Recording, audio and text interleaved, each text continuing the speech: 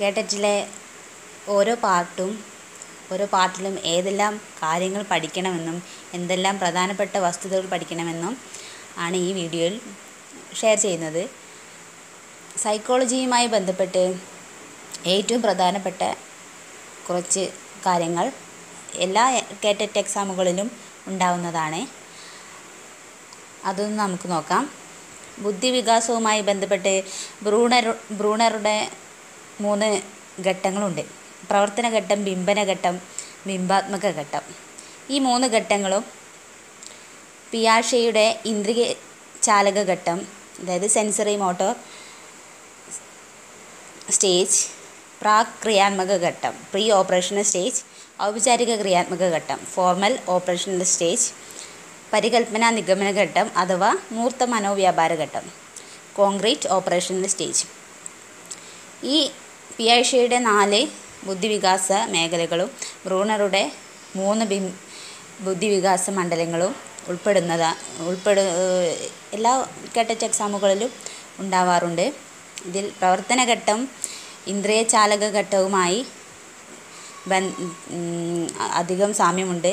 ബിംബന ഘട്ടം പ്രാക് ക്രിയാത്മക ഘട്ടവുമായി, ബിംബാത്മക ഘട്ടം ഔപചാരിക ക്രിയാത്മക ഘട്ടവുമായും ഏറെ സാമ്യമുള്ളതാണ്.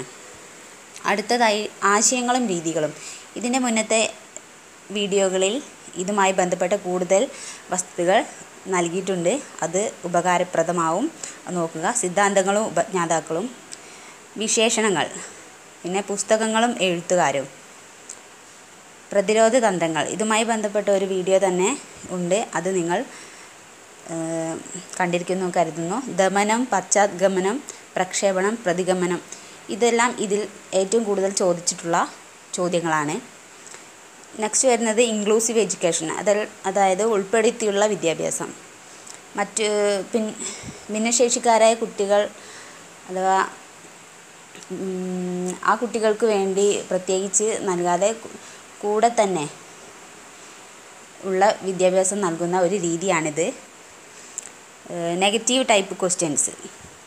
ടൈപ്പ് ക്വസ്റ്റ്യൻസുമായി ബന്ധപ്പെട്ട ഒരു വീഡിയോ ഇട്ടിട്ടുണ്ട്, അത് നിങ്ങൾക്ക് ഉപകാരപ്രദമാവും. നെക്സ്റ്റ് മോട്ടിവേഷണൽ ടെക്നിക്സ്, അഭിപ്രേരണയുമായി ബന്ധപ്പെട്ട ഒരുപാട് ചോദ്യങ്ങൾ ഈ സൈക്കോളജിയിൽ കണ്ടിട്ടുണ്ട്. ഇത്രയും കാര്യങ്ങൾ സൈക്കോളജിയുമായി ബന്ധപ്പെട്ട് നിങ്ങൾ തീർച്ചയായും നോക്കേണ്ട കാര്യങ്ങളാണ്, തീർച്ചയായും ഉണ്ടാകുന്ന ചോദ്യങ്ങളാണ് ഇവ. അടുത്തതായി മാത്സിൽ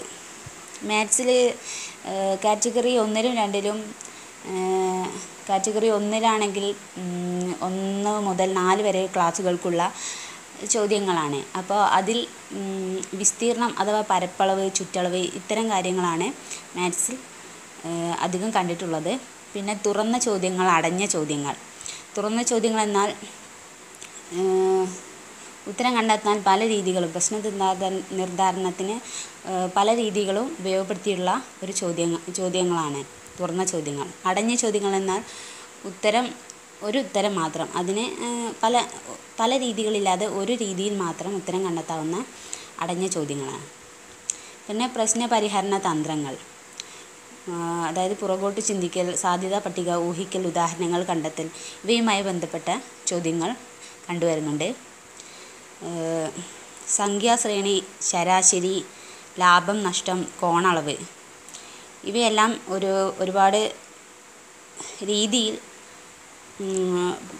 കാറ്റഗറി 1-ലും 2-ലും ഉണ്ടാവാറുണ്ട്. പിന്നീട് വരുന്നത് ആഗമന നിഗമന രീതികൾ. ഉദാഹരണങ്ങളിൽ നിന്നും ഒരു പൊതുതത്വം രൂപീകരിക്കുന്നതാണ് ആഗമന രീതി. നിഗമന രീതി എന്നാൽ ഒരു നിഗമനത്തിൽ നിന്നും പൊതുതത്വത്തിലേക്ക് എത്തുന്ന ഒരു രീതിയാണ്. മലയാളത്തിൽ ഇത്തരം ചോദ്യങ്ങൾ, അതായത് ഈ സന്ധി എന്നുള്ളത് ഒരുപാട് രീതിയിൽ പിരിച്ചെഴുത്തായിട്ടും ഏത് PSCയിലും കേട്ടറ്റിലും ഒരുപാട് തവണ ചോദിച്ചിട്ടുള്ള ചോദ്യങ്ങളാണ് സന്ധികളുമായിട്ട്. വ്യാകരണത്തിൽ സന്ധികളുമായി ബന്ധപ്പെട്ട ഒരുപാട് ചോദ്യങ്ങൾ വന്നിട്ടുണ്ട്. പിന്നെ തൂലികാ നാമങ്ങൾ, എഴുത്തുകാർ, കൃതികൾ, കഥാപാത്രങ്ങൾ, ഇവയെല്ലാം ഇതിൽ പ്രധാനപ്പെട്ടവയാണ്. പിന്നെ പഴഞ്ചൊല്ലുകളും ശൈലികളും.